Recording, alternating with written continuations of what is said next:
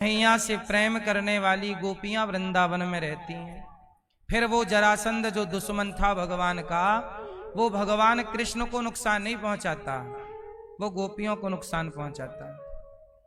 इसलिए भगवान गोपियों से मिलने नहीं आए। गोपियां रोती रहीं, तड़पती रहीं, आए नहीं। कई बार आपको लगा भगवान कितने निष्ठुर हैं, आ जाएं तो भी उनकी कृपा, ना आए तो भी उनकी कृपा। इसलिए भक्त कौन है जो हर परिस्थिति में कृपा का दर्शन करे। गोपियों को भगवान नहीं मिले तो गोपियों ने भगवान को छोड़ दिया क्या? बोलो। आप लोग ये सीख ले लीजिए कि भगवान के लिए रोते रहना, भगवान के लिए तड़पते रहना, पर भगवान के अतिरिक्त किसी का आश्रय ना हो। 100 साल तक भगवान गोपियों से दूर रहे, लेकिन उन 100 साल में गोपियां रोती रहीं, भगवान की ओर देखती रहीं, पर किसी और की शरण में नहीं गईं, भगवान के सिवा। आप लोग कई बार आज इनकी कल उनकी शरण बदलते रहते हैं। एक भगवान के आश्रित हो तो उन्हीं के आश्रित रहना चाहिए। उद्धव जी से कहा, भगवान ने कहा घनश्याम ने उद्धव से वृंदावन जरा जाना, जा वहां की गोपियों को ज्ञान का कुछ तत्व समझाना। जाओ गोपियों को थोड़ा समझाओ। चले उद्धव जी, मैं जा रहा। चले मथुरा से जब कुछ दूर वृंदावन निकट आया, यहीं से प्रेम ने अपना अनोखा रंग दिखलाया। उद्धव जी वृंदावन आए, क्यों आए? गोपियों को समझाने। जैसी वृंदावन आए, बेटप झुक कर ये कहते हैं इधर आओ, इधर आओ। मानो वृंदावन के वृक्ष यहां बुला रहे हैं, उद्धव जी यहां आओ। आप जरा बताओ कि हमारे कन्हैया कब आएंगे?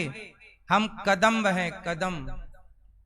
वृंदावन का वृक्ष बोला कि मैं कदम्ब हूं। कभी हमारे ऊपर बैठकर कन्हैया बांसुरी बजाया करते थे, कभी हमारे ऊपर बैठकर कन्हैया गायों को बुलाया करते थे। बताओ उद्धव, कन्हैया का स्पर्श कब मिलेगा? कब वो अपने चरणों का स्पर्श हमें कराएंगे? कब हमारे इस डाल पर बैठकर वो बांसुरी बजाएंगे? मानो वो वृक्ष भी इंतजार कर रहे हैं।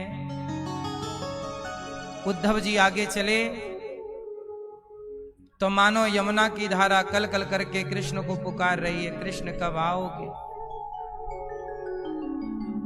रथ को आता हुआ देख करके सारे ब्रजवासी दौड़ पड़े, मेरा कन्हैया आ गया। इसी रथ पर तो गया था, इसी पर देखो वापस आ गया। सारे ग्वाले दौड़ पड़े, कन्हैया कन्हैया। रथ खड़ा हो गया, अंदर से उद्धव जी निकले। भगवान ग्वाल वालों ने कहा कि भैया आप, अरे लाला, या की शकल तो हमारे कन्हैया से मिले, पर मारो कन्हैया है ना आए जो। अब ब्रजवासी बोले, भैया आप कौन हो?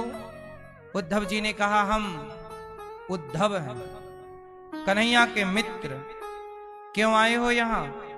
कन्हैया का संदेशा लेके आए हैं, पत्र लेकर के आए हैं।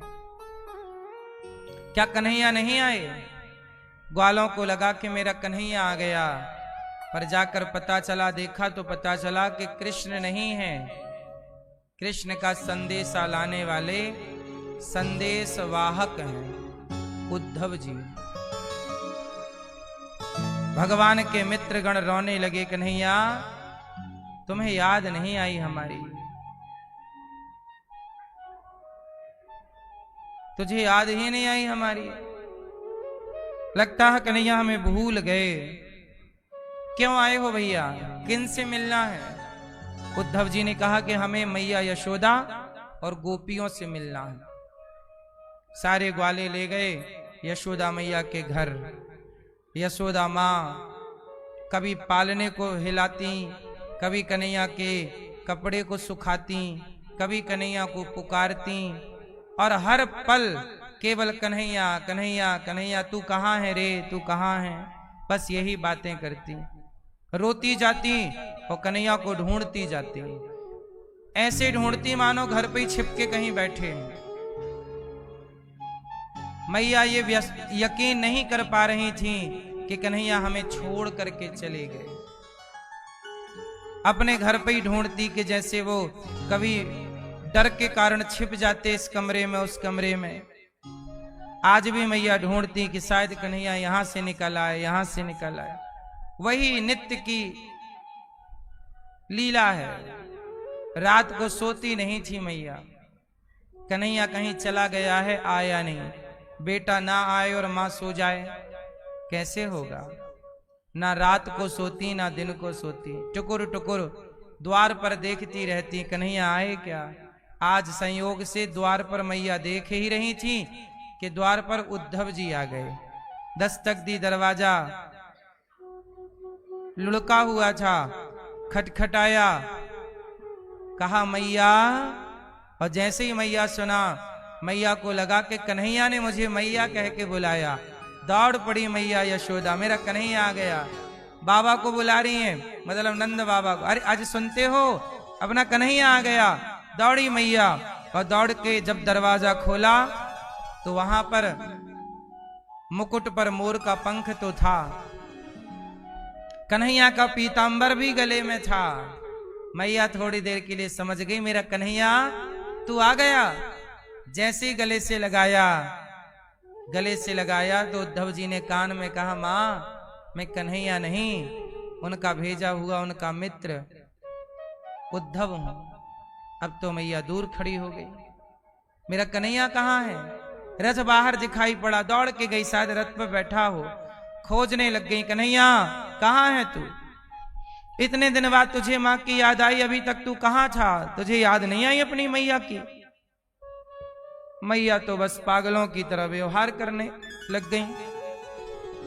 उद्धव जी ज्ञानी थे, मैया के इस पागलपन को देखकर कुछ निर्णय ना कर पाए कि मैं कहां से स्टार्ट करूं अपनी बात, क्या कहूं। मैया सब ढूंढ ढांड के आई, बोले कि उद्धव मेरा कन्हैया कहाँ है। कहा मैया वो आए नहीं। क्यों नहीं आया। क्या उसे अपनी मैया की याद नहीं आती। क्या उसे अपनी गैया की याद नहीं आती। क्या उसे अपनी गोपियों की याद नहीं आती। इतना निष्ठुर तो नहीं था मेरा कन्हैया जितना निष्ठुर उसका व्यवहार मुझे दिख रहा है। उद्धव क्या गलती हो गई मेरे से कि कन्हैया हमें छोड़कर चला गया। क्या अपराध हो गया। मुझे बार बार एक ही गलती याद आती है अपनी, कि मैंने एक बार कन्हैया को ऊखल से बांध दिया था, रस्सी से बांध दिया, और वो रस्सी टेढ़ी करके ऊखल टेढ़ा करके चला तो उसके ऊपर दो पेड़ गिरते गिरते बचे, बगल में गिर गए, नलकूबर मणिग्रीव यमलार्जुन के। बस उद्धव लगता है कन्हैया नाराज हो गया कि मैया ने मुझे बांध दिया। मुझे पता होता ना उद्धव कि कन्हैया मेरी इस बात का बुरा मान जाएगा, मैं कभी ना बांधती। अब एक बार उद्धव तुम मेरे कन्हैया से कहना कि एक बार अपनी मैया को माफ कर दो, वापस आ जाओ। अब जितना जी करे तुम मक्खन खाना, जितना जी करे ऊधम मचाना, हम तुम्हें एक बार भी रोकेंगे नहीं, टोकेंगे नहीं, हम नहीं बांधेंगे आपको। एक बार कह दो कन्हैया कब आएंगे, कब आएगा कन्हैया। उद्धव जी बोले मैया उन्होंने मुझे भेजा है, वो आ नहीं सकते। क्यों नहीं आ सकते, क्यों नहीं आएगा।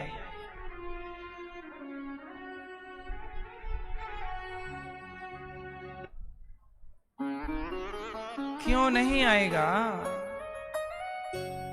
उद्धव जी बोले मैया तुम जिसे कन्हैया कह रही हो, अपना बेटा कह रही हो, वो भगवान है। वो कौन है? वो कौन है? वो भगवान है।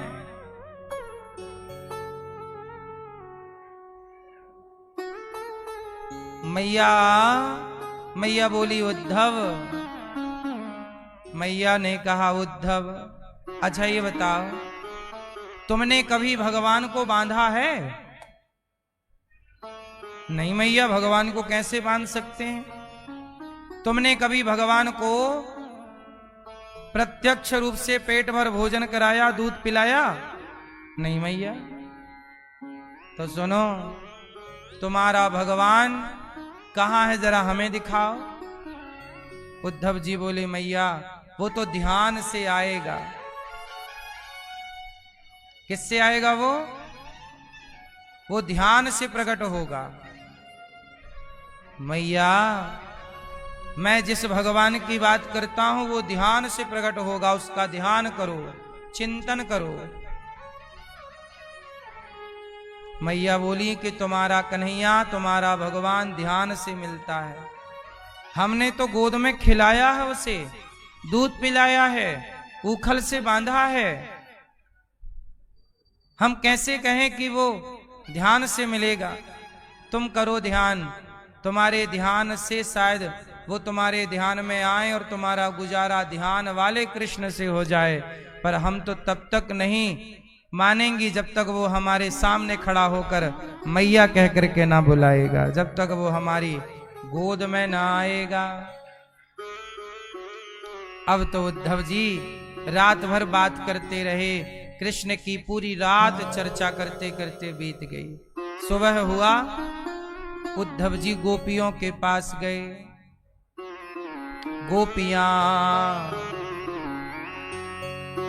गोपियों से उद्धव जी कहने लगे, क्यों रो रही हो? गोपियां बोली, याद आ रही है। उद्धव जी हंसे, पागल हो आप?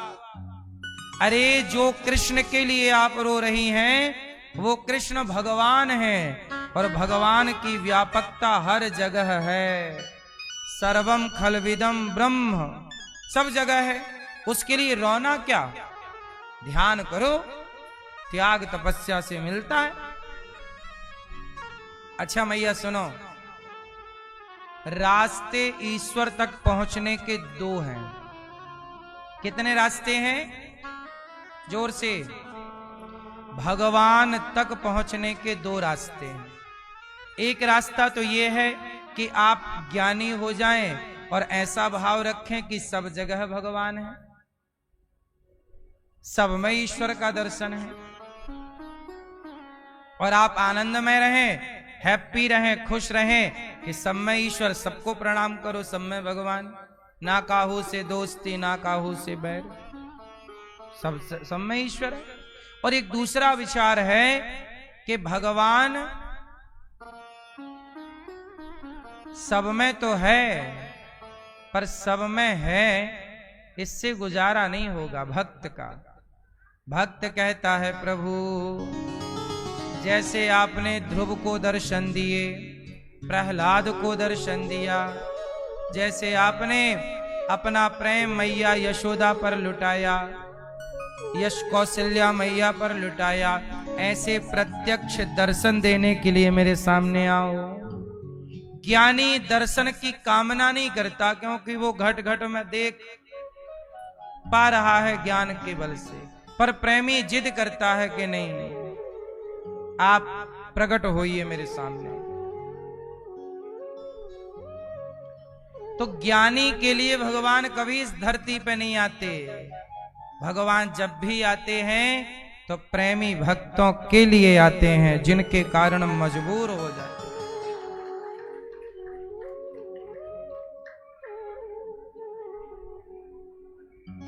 प्रेमी भक्तों के कारण भगवान प्रकट हो जाते हैं,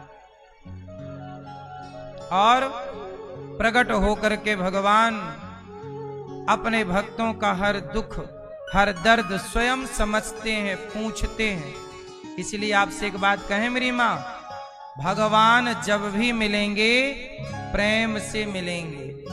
ज्ञान हमारे पास इतना नहीं है कि उस क्वालिटी का ज्ञान हो उद्धव जैसा, और ज्ञानी तो देखो फिसल सकता है। रावण कितना ज्ञानी था, लेकिन रावण जैसा ज्ञानी भी राम को नहीं पहचान पाया। तो ज्ञानी पहचान लेगा।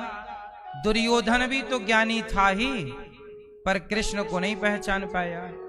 शकुनी ज्ञानी नहीं पहचान पाए। उस जमाने के ज्ञानी कहां पहचान पाए।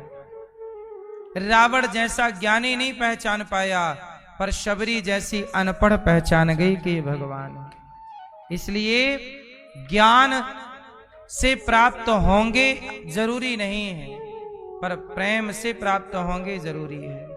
इसलिए आपसे निवेदन करता हूं कि भगवान से प्रेम करो। भगवान से क्या करो? जोर से, भगवान से प्रेम करो। प्रेम में कोई कमी ना हो। प्रेम गोपियां करती हैं, बोले हम उनकी याद में रो रही हैं, तड़प रही हैं, हमें तड़पने दो। उद्धव कहते हैं ज्ञान से देखो, गोपियां कहती हैं प्रेम से देखो। सच बताओ, भगवान को किस से देखें? ज्ञान की दृष्टि से कि प्रेम की दृष्टि से? कैसे दिखेंगे भगवान? ज्ञान क्या है और प्रेम क्या है? उत्तर दो। दूध में मक्खन है, बोलो हां। दूध में मक्खन है, ये क्या है? ये ज्ञान है हमें और आपको कि दूध में मक्खन है, ये ज्ञान है। पर प्रेम क्या है? कि उस मक्खन तक पहुंचने का प्रोसेस किया जाए। मथानी लाई जाए, रस्सी लाई जाए, और रस्सी से मथानी का दही में मंथन किया जाए। क्योंकि दही में मक्खन है, इस ज्ञान से हमारा गुजारा ना होगा। भाई ज्ञान तो है कि दही में मक्खन है, पर मक्खन खाना है तो ज्ञान से उसका स्वाद नहीं मिलना। क्यों जी? मिल जाएगा, ज्ञान से स्वाद मिलेगा। अब देखो फिर आपको क्या करना पड़ेगा? रस्सी लानी पड़ेगी और मथानी से दही का, तब जाके मक्खन प्रकट होगा, तब मक्खन का स्वाद मिलेगा। तो ज्ञान कहता है कि सब में भगवान है, पर प्रेम कहता है कि सब में भगवान है। ज्ञानी इतने में खुश है कि मुझे ज्ञान हो गया कि सब में भगवान है। ज्ञानी खुश है कि मुझे पता चल गया कि दही में मक्खन है, पर दही में मक्खन है इस ज्ञान से थोड़ी। फिर दही खाते रहो, दही का स्वाद मिलेगा, मक्खन का स्वाद। मक्खन के स्वाद तक पहुंचने के लिए दही से थोड़ा आगे जाना पड़ेगा। ज्ञान से आगे जाओगे तो ज्ञानी कहेगा सब में भगवान है, और प्रेमी लाके बिठा देगा कि ये भगवान है। ज्ञानी कहेगा दही में मक्खन है, प्रेमी मक्खन का लौंदा लाके रख देगा, ये रहा मक्खन। इसलिए ज्ञान मार्ग श्रेष्ठ है, पर ज्ञान से भी श्रेष्ठ कौन सा मार्ग है? प्रेम। इसलिए भगवान प्रेम में प्रकट हुए हैं। प्रहलाद के प्रेम में खंबे से प्रकट हो गए। इसलिए आपसे कहता हूं कि भगवान से प्रेम किया करो। कैसा प्रेम? गोपियों की तरह, भरत जी की तरह। गोपियों ने कहा जो प्रेम गली में आए नहीं, प्रियतम का ठिकाना क्या जाने जो प्रेम गली में।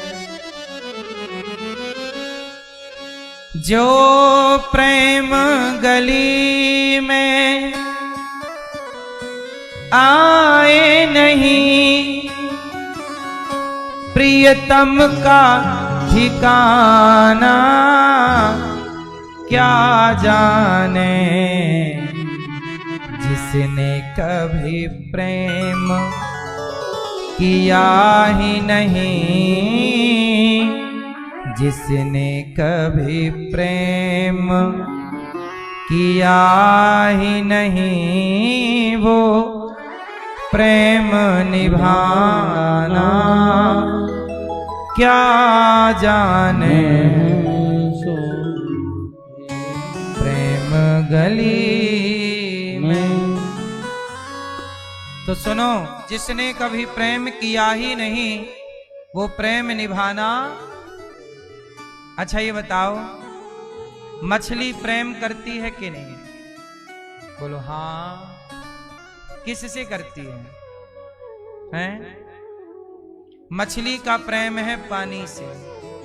पानी है तो मछली है, पानी नहीं मछली नहीं। जैसे मछली का प्रेम पानी से है, ऐसे ही भक्त का प्रेम भगवान से हो। ये प्रेम है, रहा ना जाए। हाँ, तेरे बिना भी क्या जीना, ओ कान्हा रे तेरे बिना भी क्या जीना। फूलों में कलियों में, सपनों की गलियों में, तेरे बिना कुछ कहीं ना, तेरे बिना भी क्या जीना, ओ कान्हा रे तेरे बिना भी क्या जीना। जिया ना जाए वो तड़प ही प्रेम है। जहां आप लोग देखो भगवान से इतना प्रेम करते हो कि बार बार वृंदावन आ जाते हो बिहारी जी के दर्शन के लिए। 10 दिन रह लेते हो, 20 दिन रह लेते हो, 25 दिन रह लेते हो, फिर जी मन बार बार करता है चलो वृंदावन, चलो वृंदावन, चलो देख आए वृंदावन बिहारी जी को, चलो दर्शन कर आए। रहा ना जाए। यदि आप रह पाते हैं तो आप मतलब प्रेम नहीं रह पाए। अच्छा, आप आए नहीं आए ये मायने नहीं रखता। आप मत नहीं आए पर आने की तड़प है, वो तड़प ही प्रेम है। जरूरी नहीं है कि आप आ जाएं। कुछ लोग अमेरिका रहते हैं, ऑस्ट्रेलिया रहते हैं, लंदन रहते हैं, इत्यादि देशों में रहते हैं। वो आना चाहते हैं, भगवान के दर्शन के लिए तड़प रहे हैं, वहां बैठकर आ नहीं पा रहे हैं, तो वो भी प्रेमी ही हैं। आप भले ना आ पाओ पर तड़प तो है। इसलिए भगवान के लिए जो तड़प है वो तड़प ही प्रेम है। इसलिए जैसे मछली पानी के बिना रह नहीं सकती, ऐसे भक्त भगवान की कथा के बिना, कीर्तन के बिना, नाम के बिना, दर्शन के बिना, धाम के बिना जब रहा ना जाए, उसका नाम प्रेम है। यदि आप भगवान की कथा के बिना रह लेते हैं, कीर्तन के बिना रह लेते हैं, धाम के दर्शन के बिना रह लेते हैं, तो फिर ये प्रेम नहीं है। प्रेम तब है जब चलो 1 दिन रह लो, 2 दिन रह लो, रहा ना जाए। मछली भी पानी से निकलती है तो 10 मिनट, 20 मिनट, आधे घंटे जिंदा रहती है। बोलो हाँ, घंटे भर भी रहती होगी, मुझे बहुत ज्यादा आइडिया नहीं है।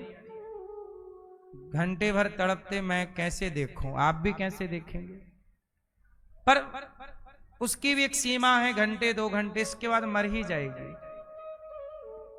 तो भगवान के बिना वैसे ही तड़प हो। एक बार स्वामी विवेकानंद जी से किसी ने, एक बार एक संत जी से किसी ने पूछ लिया कि भगवान कब मिलेंगे।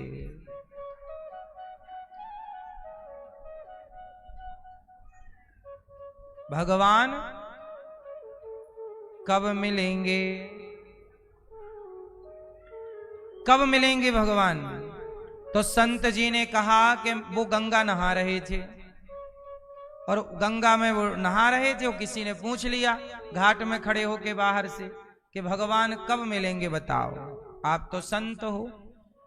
तो संत जी ने उसे कहा तुम यहां आओ गंगा जी के अंदर, हम बताएंगे कब मिलेंगे। अब वो आदमी चला गया, बताओ। तो संत जी उसे पानी में डुबा के उसके ऊपर चढ़ गए, बैठ गए और डुबा रखा उसको पानी। वो छटपटा रहा ऊपर आने के लिए, सांस रुक गई। सांस रुकी, संत जी पूरा जोर लगा के चढ़े ऊपर।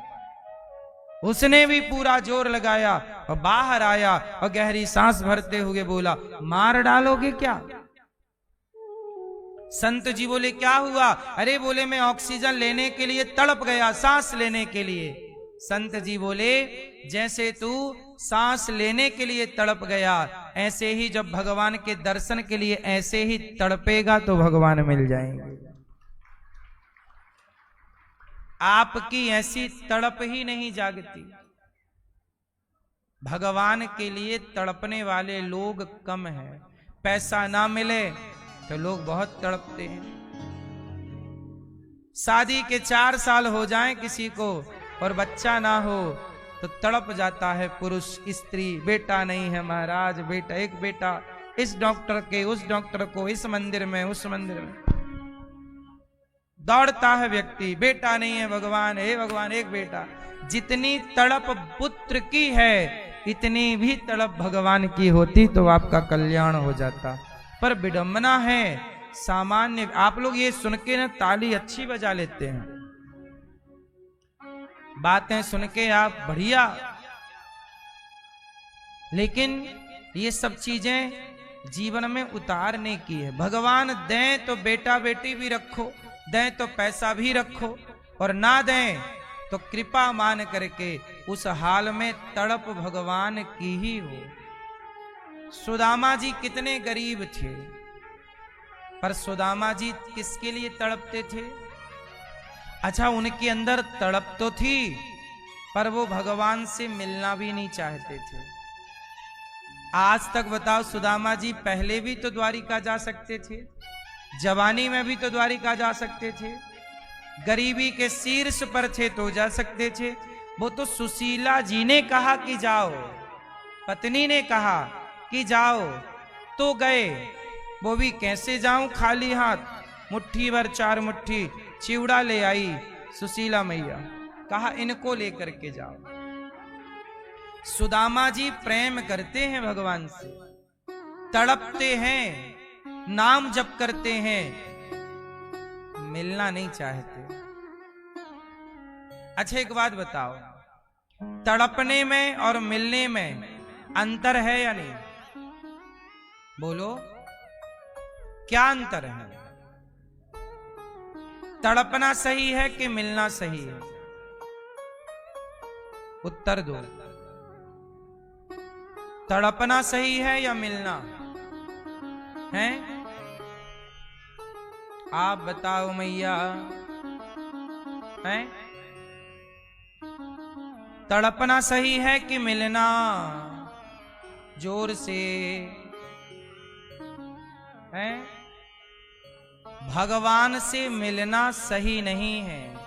भगवान के लिए तड़पने में जितना मजा आनंद है उतना भगवान से मिलने में आनंद नहीं है। क्यों? सुनिएगा, इसका भी उदाहरण देता हूं।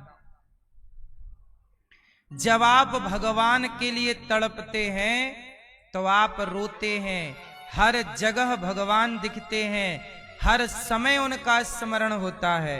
और जब आप भगवान से मिल लेते हैं ना तो तड़प समाप्त हो जाती है और स्मरण भी कम हो जाता है, क्योंकि मिल लिए, क्योंकि मिल लिए। तो मिलने के बाद भगवान का चिंतन भी कम और ध्यान भी कम हो जाता है। और जब तक नहीं मिलते तब तक वो तड़प बढ़ती है। वो तड़प इसलिए गोपियां मिलने नहीं गईं, क्योंकि मिलने का वो सुख नहीं है जो सुख भगवान की याद में तड़पने का है।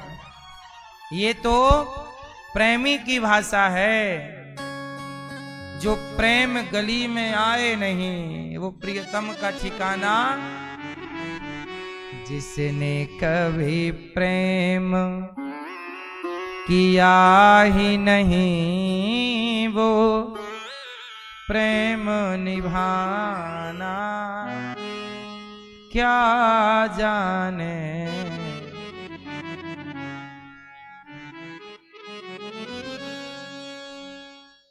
मिलने से प्रेम कमजोर हो जाता है। बोलो हाँ। जो लड़के लड़की एक दूसरे को बहुत प्यार करते थे, एक दूसरे के बिना रहते नहीं थे, अब ज्यादा दिन रह गए तो एक दूसरे को देखते नहीं हैं। आप अपने से हिसाब लगा लो। जब शादी हुई थी आपकी तो पति आपका हाथ नहीं छोड़ते थे, और अब पकड़ाए पकड़ाए पकड़ते नहीं हैं। बोलो हाँ। सही है कि गलत है? आपने नहीं देखा नई शादी वाले लड़का लड़की शादी के बाद एक दूसरे का हाथ ऐसे पकड़ के चलते। कहीं भी देख लो आप, पकड़ेंगे छोड़ेंगे नहीं। होने दो साल 2 साल, फिर पत्नी पकड़ाएगी दुर्गा। बोलो हाँ। तो ये हाल तुम्हारा क्यों हो गया? दिन भर मिलते हो। इसलिए हमारे सनातन में मायके जाने की परंपरा है। कुछ दिन पत्नी मायके रहेगी, दूर रहेगी पति से, तो मिलने की और उत्सुकता बनेगी। दूर रहने से प्रेम बढ़ता है। कहावत तो सुनी होगी, ज्यादा मिठास में कीड़े पड़ जाते हैं। ज्यादा मिठास में बोलते नहीं हैं आप लोग, ज्यादा मिठास में, इसलिए थोड़ा दूर भी रहना सही है। बोलो हाँ।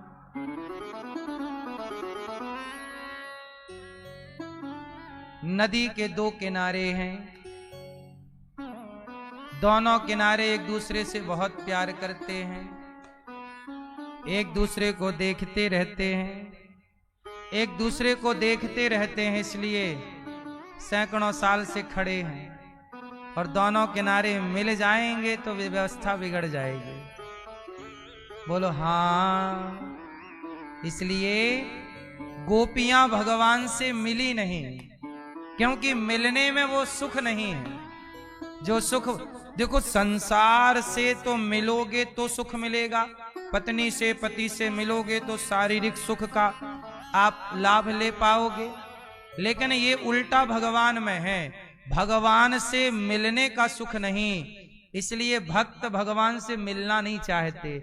आप बैठे हो, बैठे रहो, हम आपके लिए सिर्फ तड़पेंगे। इसलिए भरत जी राम से मिलकर के चित्रकूट चरण पादुका ली और चले गए नंदीग्राम। 14 साल वहां बैठे राम की याद में तड़पते रहे। बोलो हाँ। और जब तक राम नहीं मिले तब तक भरत जी की तड़प की कथा है, और मिल जाने के बाद का कोई नहीं सुनता। चलो बताओ, रामायण कब पूरी हो जाती है? जब राम के जीवन में दुख आता है तब रामायण पूरी होती है, कि जब राम के जीवन में सुख आता है तब रामचरितमानस पूरी होती है? उत्तर दो। राम के जीवन में जब सुख आता है तो कथा पूरी, कथा जोर से, कथा पूरी हो गई। राम रावण को मार के आ गए, राम राजा बन गए, सिया जी रानी। बोलो सियावर रामचंद्र की जय। राम राजा, सिया जी रानी, कथा हो गई पूरी। और जब तक राम राजा नहीं बने, राम के जीवन में सुख नहीं आया, तब तक वो राम जी का स्ट्रगल, राम के जीवन का स्ट्रगल, राम के जीवन के हर निर्णय को ही राम कथा कहते हैं। राम के जीवन के हर छोटे बड़े निर्णय को राम कथा कहते हैं, राम के स्ट्रगल को राम कथा कहते हैं। राम की कथा वहां पूरी हो जाती है जहां राम के जीवन में सुख आया। इसलिए सुख आया फिर कौन देखता है, मिले फिर कौन देखता है। इसलिए भगवान की याद में, आप भगवान से दूर हैं, अच्छी बात है, अब नाम जप के तड़प लाइए, उनकी याद में रोया करो। कन्हैया को एक रोज रो कर पुकारा, कृपा पात्र किस दिन बनूंगा तुम्हारा। भगवान के लिए मीराबाई तड़प रही हैं, कब आएगा मेरा सांवरिया, कब आएगा मेरा सांवरिया, मेरे आंसू पहुँच कर मुझे गले लगाएगा। गोपियां भगवान के लिए, उद्धव जी बोले चलो हम ज्ञान दे रहे हैं, हमें ज्ञान ना दो, ऐ उद्धव हमें ज्ञान की पोथी न सुनाना, हम प्रेम दीवानी हैं, वो प्रेम दीवाना। हमें ज्ञान ना दो, हम प्रेम में ही डूबे रहेंगे। गोपियां भगवान के चिंतन में खोई हैं, उन्हें भगवान भी नहीं चाहिए। जो भगवान के ध्यान में डूबा है वो भगवान को थोड़ी चाहता, भगवान को भी नहीं चाहता, मतलब ध्यान चाहता, चिंतन, याद, स्मरण, टपकते हुए आंसू आंखों से बहते रहे, भगवान के लिए तड़प बनी रहे। हे प्रभु बस तड़प पैदा कर दो हृदय में, आपके सिवा किसी की याद ना रह जाए। हे प्रभु आपके सिवा किसी की याद ना रह जाए। यही है उत्तम कोटि की भक्ति, जहां भगवान के सिवा किसी और का चिंतन ना हो, बस उनके लिए तड़पते रहो। उद्धव जी ने जब इस क्वालिटी का प्रेम गोपियों का देखा तो उद्धव जी अपने ज्ञान को थोड़ा कमजोर आंकने लगे कि भाई मेरा ज्ञान तो कमजोर है मैया, इसलिए कहता हूं मेरी माँ, संसार में उलझी ना रहा करो आप लोग। हाय हाय जो दिन भर आप करते हो बातें और बकवास, और इसकी बात उसको, उसकी बात इसको, प्रपंच, थोड़ा बचो और थोड़ा अपना कल्याण का भी सोचो। आपकी भी उम्र धीरे धीरे धीरे धीरे चली जा रही है, चली जा रही है, उम्र धीरे धीरे चली जा रही है, उम्र धीरे धीरे। ये उम्र धीरे धीरे अब चली जा रही है, इसलिए थोड़ा सा अब भगवान की ओर समर्पित हो जाओ। जिम्मेदारियां तो हो ही जाएंगी, बेटा बेटियों का तो मन, उनको भी संस्कार दे दो कि पैसा कमाना बेटा, पर भगवान को ना भूलाना, और आप लोग अपना कल्याण कर लो। इस संसार में आप आए और अपना कल्याण नहीं किए ना, तो आप बहुत नुकसान में चले गए, है ना। ये जो आप जिसके पीछे भाग रहे हैं ना, दौलत के, शोहरत के, ये कोई बहुत बड़ी बातें नहीं है, सब ही भाग रहे हैं इसके पीछे, पर थोड़ा ठहराव चाहिए। क्या चाहिए? थोड़ा ठहराव। कब तक भागोगे? कहां जाओगे भागकर? कितना भागोगे? हाय हाय हाय। थोड़ा ठहरो, थोड़ा स्मरण, थोड़ा अपने आप को भगवान से जोड़ो। जीवन क्यों मिला है सोचो, विचारो, और समय थोड़ा सा भगवान को दो।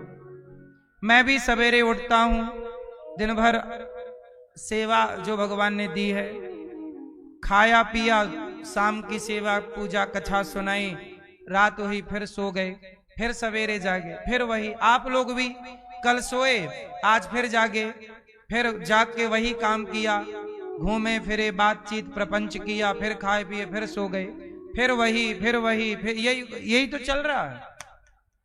रोज सवेरा होता है, रोज रात होती है, रोज आप भोजन बनाते हैं, रोज बर्तन धुलते हैं, रोज घर के काम, वही वही करते करते एक दिन आता है कि अरे यमराज आ गए, चलो काम काम करते करते ना आप मर गए। इसलिए जितना जरूरी आप इस जगत के काम को समझते हैं, इतना ही जरूरी अपने कल्याण को समझिए कि मेरा भी कल्याण ये जरूरत है मेरी। अपना परलोक संवारना भी आपका कर्तव्य और धर्म है। यहीं उलझे रहते हैं और आप इसी में लगे रहते हैं। आपको लगता है कि यही हमारी जिंदगी। मैया एक जीवन यहाँ है जो दिखता है सबको, एक जीवन वहां का है, जैसे स्वर्ग नरक का जीवन कहते हैं, वहां भी भोगना पड़ता है। अब आप लोग कहते हैं किसने नरक देखे हैं, किसने स्वर्ग देखा है?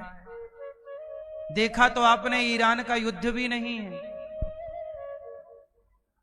कहां आपने कौन सा फटता हुआ बम देख लिया? लेकिन मान रहे हो ना कि चल रहा है। ईरान, इजराइल, अमेरिका युद्ध चल रहा है। आप में से किसी ने एक भी देखी मिसाइल उड़ती हुई या फूटती हुई? नहीं देखी, ना आपने ना मैंने, पर मानना पड़ रहा है ना कि युद्ध चल रहा है। जरूरी नहीं है कि जो हम देखते हैं वही है। कुछ चीजें ऐसी हैं जो नहीं देखते हम, नहीं दिखती हमें, पर वो हैं। युद्ध हम में से किसी को नहीं दिख रहा है, पर है, चल रहा है। आज तो चलो टीवी है, समाचार है, तो समाचार में दिख रहा है। जब समाचार का जमाना नहीं था, जब टीवी रेडियो का जमाना नहीं था, तब भी युद्ध होते थे। वो होते तो थे पर दिखते नहीं थे, पर थे। महाभारत था, हुआ, राम रावण का युद्ध हुआ, किस टीवी पे आया? नहीं आया, नहीं देखा, इसका मतलब ये थोड़ी कि नहीं हुआ।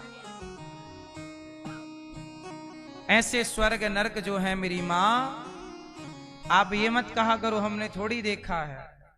नहीं देखने से क्या है, यहां के बाद वहीं की यात्रा है।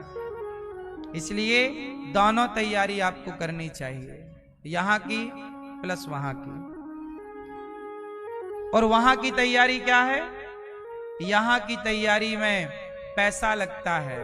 यहां जिंदगी जीना है, पैसा चाहिए, और वहां की तैयारी को प्रेम चाहिए। यहां पैसा, वहां प्रेम। राम ही केवल प्रेम पियारा, जान ले ये जो जाना निहारा। राम ही केवल प्रेम पियारा, जान ले जो जाना निहारा।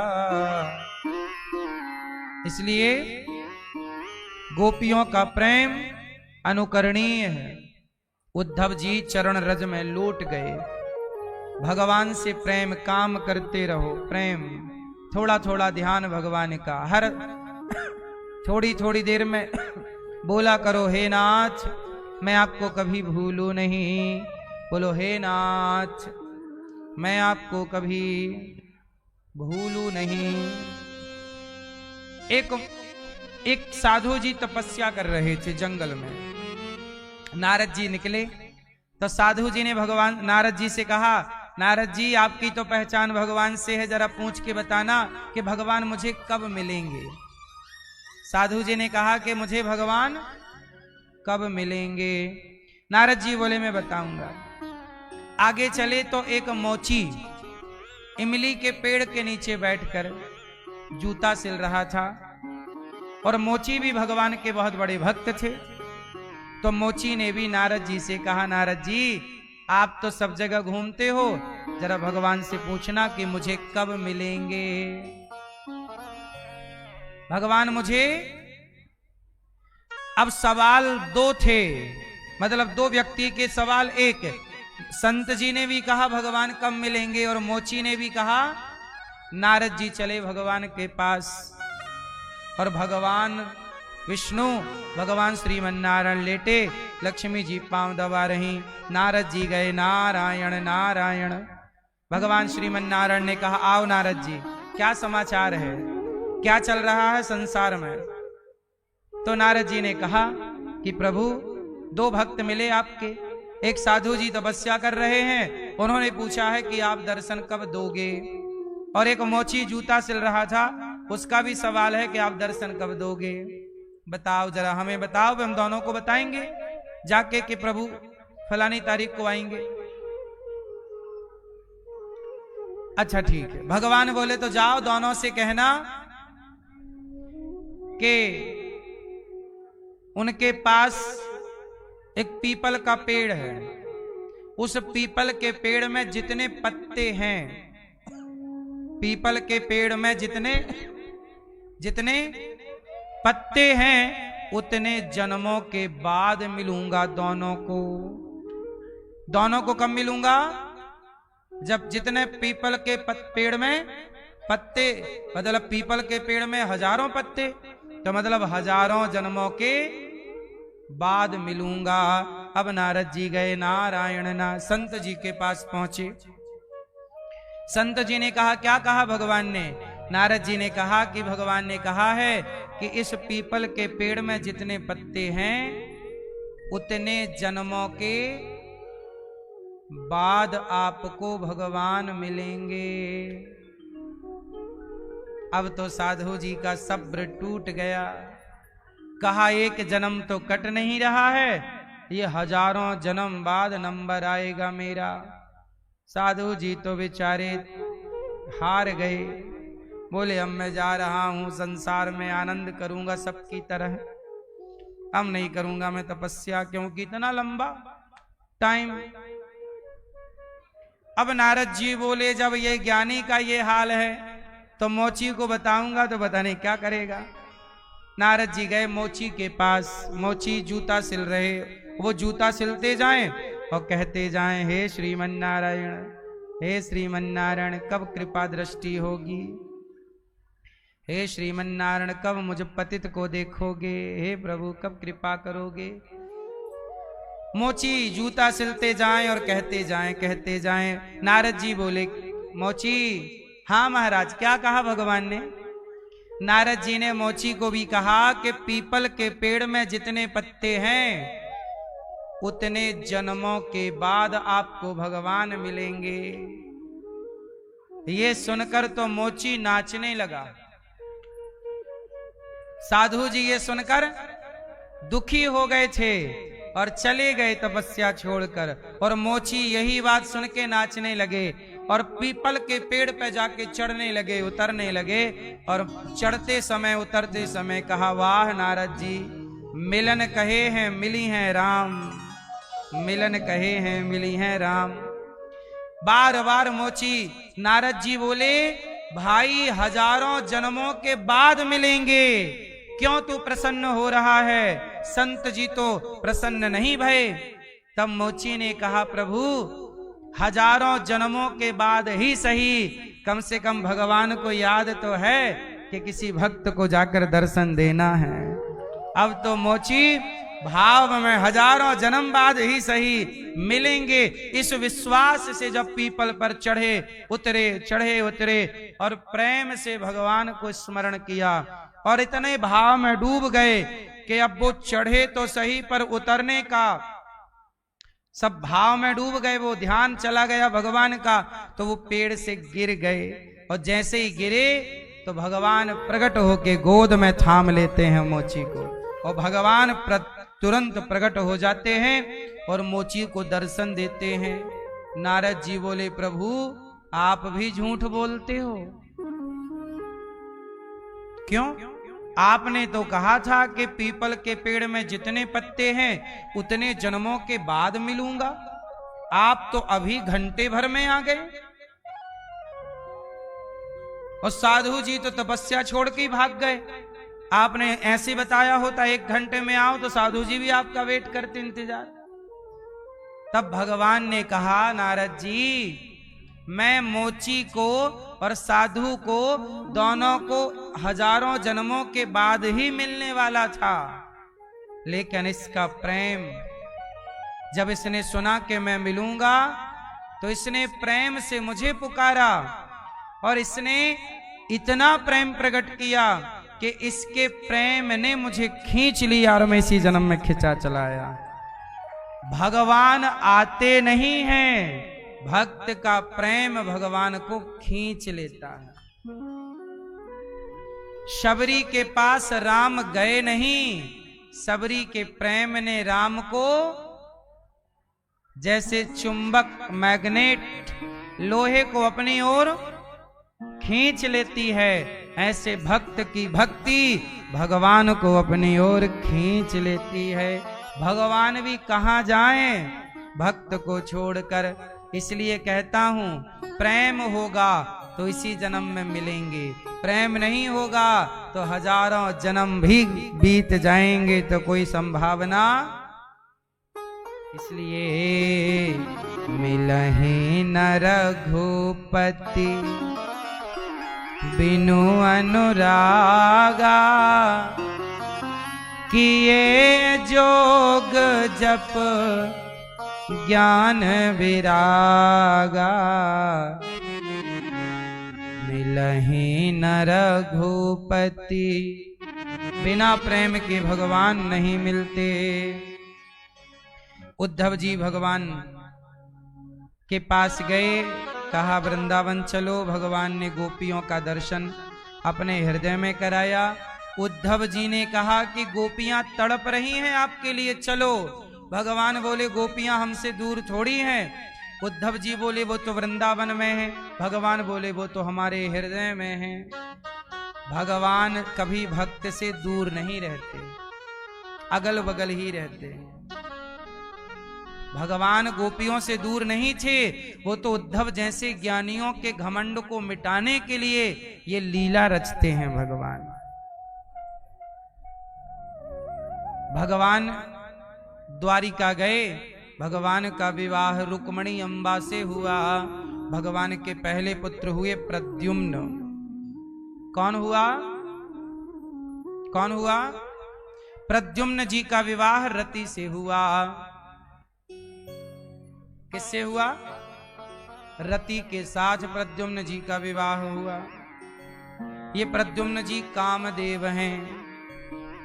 भगवान का दूसरा विवाह जाम्बवंत की बेटी जाम्बवती से हुआ। तीसरा विवाह भगवान का सत्यभामा से हुआ। चौथा यमुना जी से। पांचवा मित्रविंदा से। छठवा सत्या से। सातवा भद्रा से। आठवां लक्ष्मणा से। भौमासुर नाम का एक दैत्य था, उसने 16,100 कन्याओं को बंदी बना रखा। कन्याओं ने पत्र लिखा कि प्रभु बंधन से मुक्त करो, तो भगवान गए और भौमासुर को मार गिराया युद्ध में और कन्याओं को जेल से मुक्त किया। जाओ अपने अपने घर। कन्याओं ने कहा अब हम कहाँ जाएं, हमें कौन स्वीकार करेगा? तो भगवान बोले क्या चाहती हो? बोले प्रभु आप हमारे पति बन जाओ। भगवान बोले तुम 2-4 होती तो हम बन जाते, पर तुम 16,100 हो, इतनों के पति। उन कन्याओं ने कहा प्रभु अब हम घर कैसे जाएं, कोई हमें स्वीकार छोड़ी करेगा। सब कहेंगे कि तुम पराये पुरुष के संग पास रही हो, कौन हमसे ब्याह करेगा, कौन हमारी ओर सम्मान की दृष्टि से देखेगा। जिन नारियों को समाज में सम्मान नहीं मिला, ऐसी नारियों को भगवान ने विवाह करके पत्नी बनाकर समाज में सम्मान के संग जीने का अधिकार दे दिया। और टोटल विवाह हो गए भगवान के 16,100। कितने मैया? 16,108 विवाह हो गए। हमारे भगवान कृष्ण के कितने विवाह हुए? क्यों? और आप लोगों के कितने ब्याह हुए? कितने? तो एक ही ठीक है कि और करने हैं? हैं?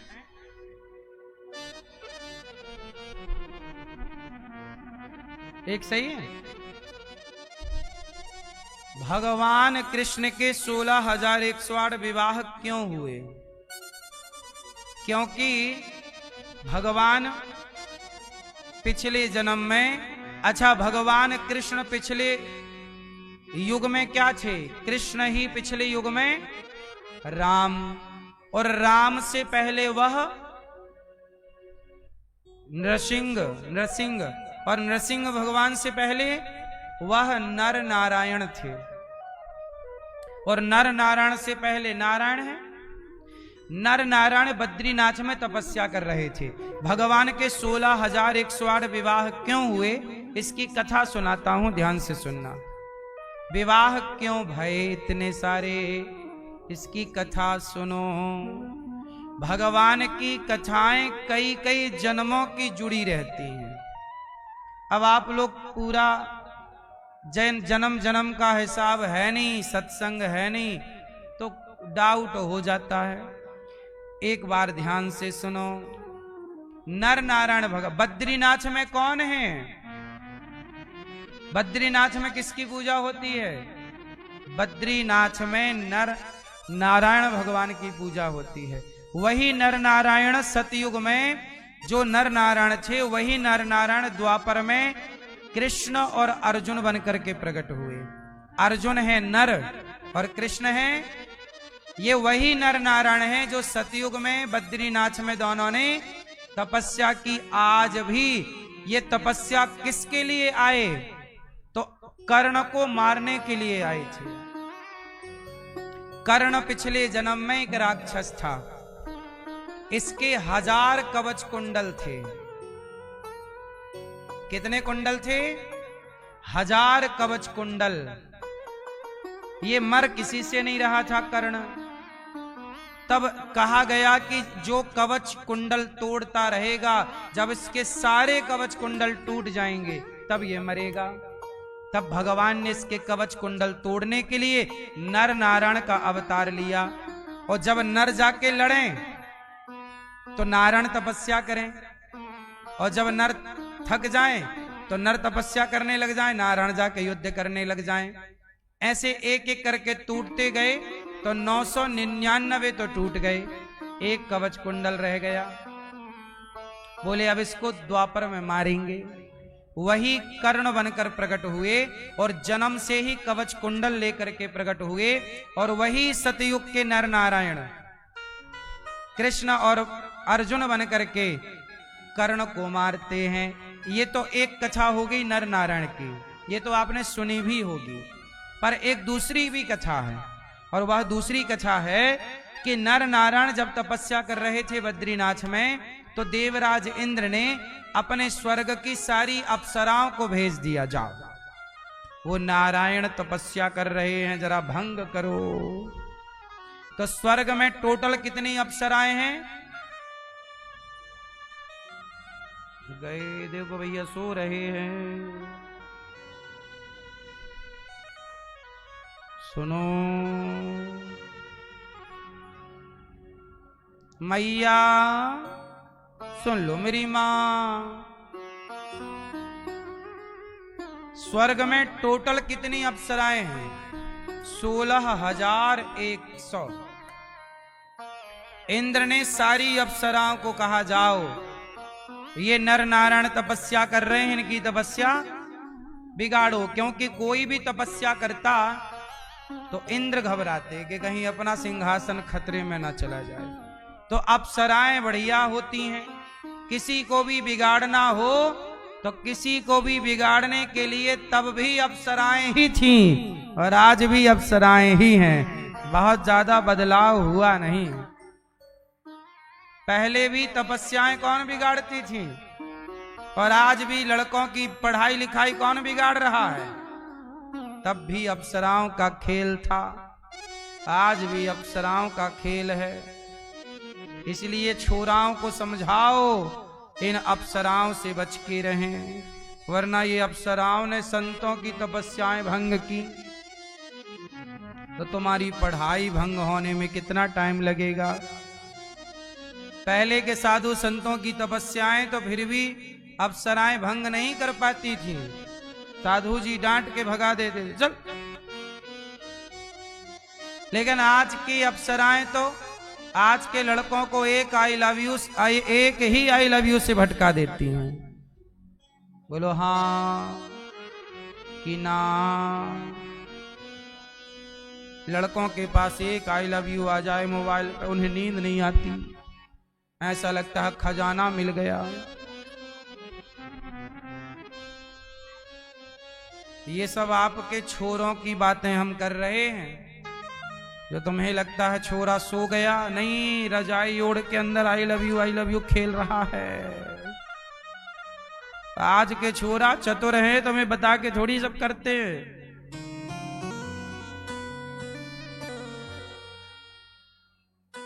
तीन चार सेटिंग बना रखी हैं। अब सुनो, अप्सराएं आई 16,100। कितनी अप्सराएं आई? और आई नर नारायण के पास, और वो अपना वही हाव भाव नृत्य गान प्रारंभ किया। अब छम छम छम छम पायल बजी तो भगवान नारायण थोड़ा आंख खोलकर देखे, और जब देखे तो समझ गए, अच्छा इंद्र घबरा गए। अप्सराएं आई, बड़ी नाच गान करती रही बेचारी, पर भगवान की तपस्या आंख खोली फिर बंद कर लिए, तपस्या करते रहे। और वो अप्सराएं बेचारी नाच नाच के थक गई, और वहां इंद्र का दबाव था कि भंग ही करना है, वरना दाना पानी सब बंद। अब अप्सराएं करें क्या, उनका तो वहीं से गुजारा था, तनख्वाह इंद्र ही देते हैं, और तनख्वाह बंद तो भाई अब क्या करो। तो वे बिल्कुल पास में जाके छम छम करने लग गई। अब भगवान ने आंखें खोली, और आंखें खोली और कहा, देवी जाओ अपने स्वर्ग, यहां क्या कर रही हो। तभी भगवान ने अपनी जंघा पे कहा, ऐसे पटका, ऐसे। भगवान ने अपनी जंघा पे क्या किया, हाथ ऐसे किया, तो भगवान की जंघा से एक सुंदर सी अप्सरा प्रकट हो गई, उर्वशी प्रकट हो गई। और जब वह अप्सरा प्रकट हुई तो वह इतनी सुंदर अप्सरा थी कि 16,100 जो अप्सराएं भगवान की तपस्या भंग करने आई थी, वो शर्मा गई कि इनके आगे तो हम कुछ भी नहीं है। तब भगवान बोले कि देवियों, मैं एक हाथ पटक दूं यहां तो ऐसी करोड़ों अप्सराएं पैदा हो सकती, तुम हमारा कुछ बिगाड़ नहीं सकती, इसलिए चुपचाप जाओ। उन सारी 16,100 कन्याओं ने अपना सिर चरणों में रख दिया भगवान के, और हाथ जोड़ के कहा, प्रभु आप तो भगवान हैं, आप तो कामदेव को प्रकट करने वाले हैं, आप तो ऐसे करोड़ों इंद्र को बनाने वाले हैं, भला हम जैसी अप्सराएं, हमारी जैसी करोड़ों आप प्रकट कर सकते हैं। पर प्रभु, देवराज इंद्र के दरबार में हम लोग नाच नाच के थक गए हैं, युगों युगों से कितने पुरुषों को रिझाती चली आई, अब इस काम से हम थक गई हैं। प्रभु, क्या हमारा कोई सम्मान नहीं है, क्या हमारी कोई इज्जत नहीं है, पुरुषों के आगे नाचने के लिए बनी हूं मैं।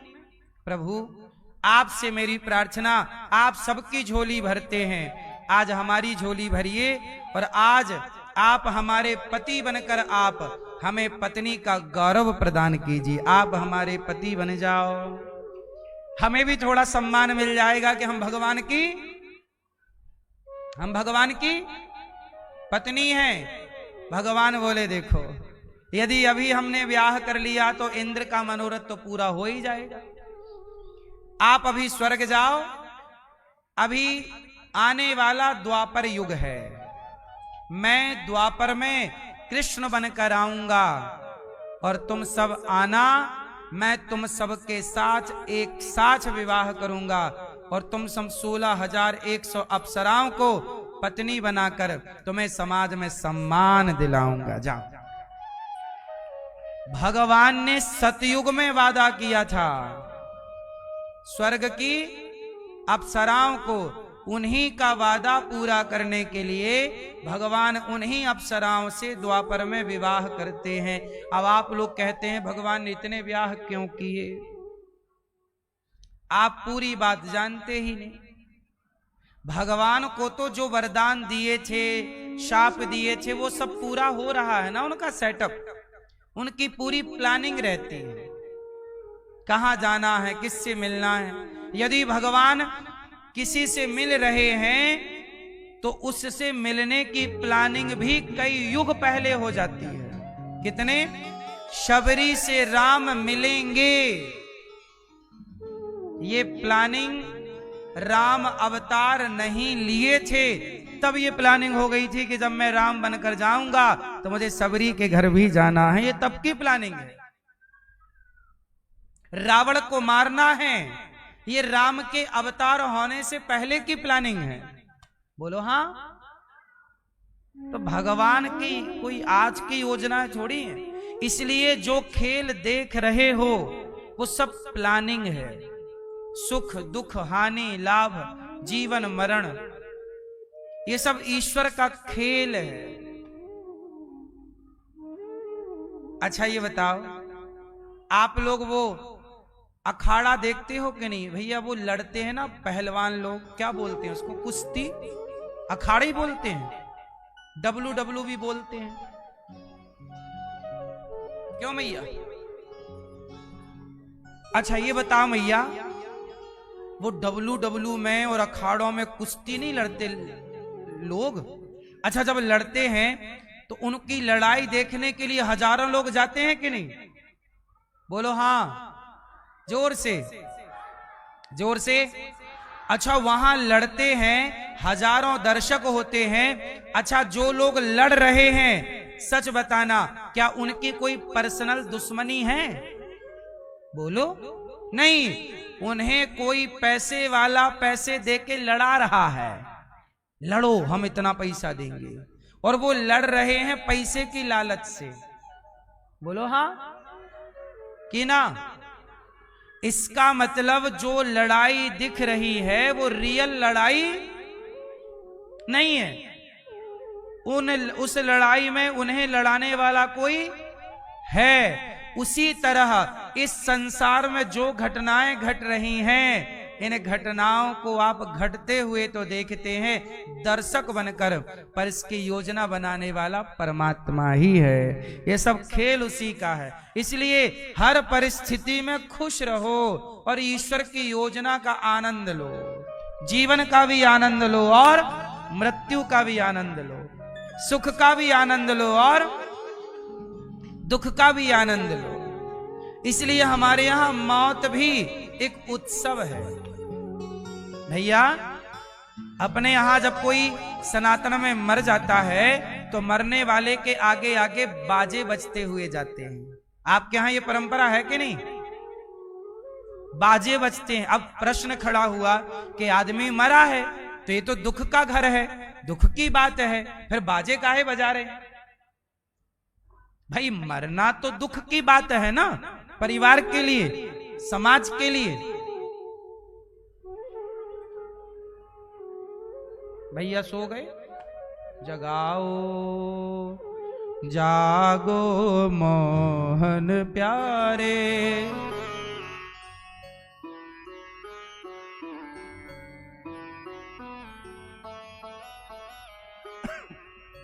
देखो हम जगह जगह की अच्छी बातें सुना रहे हैं।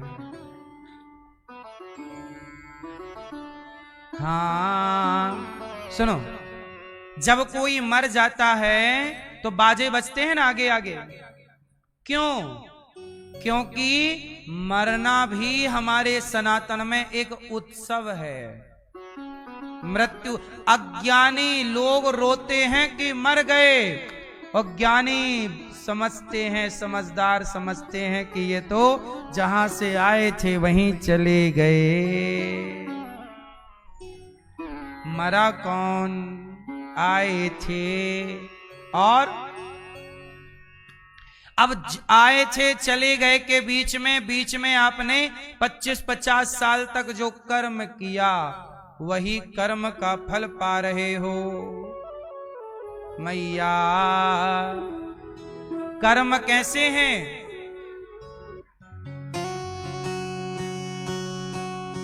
कर्म है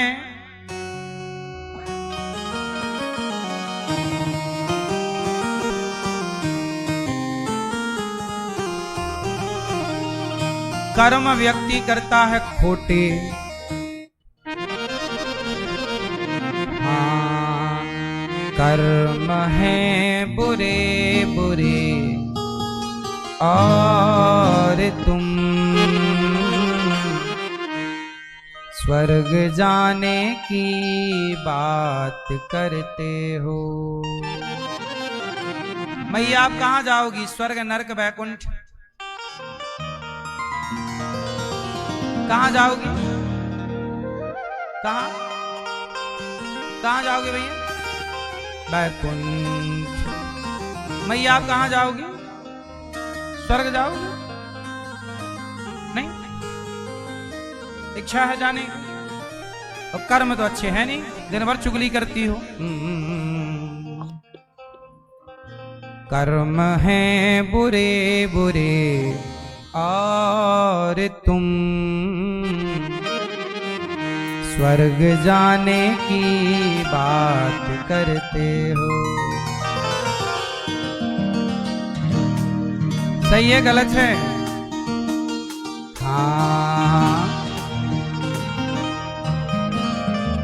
कर्म है बुरे बुरे और तुम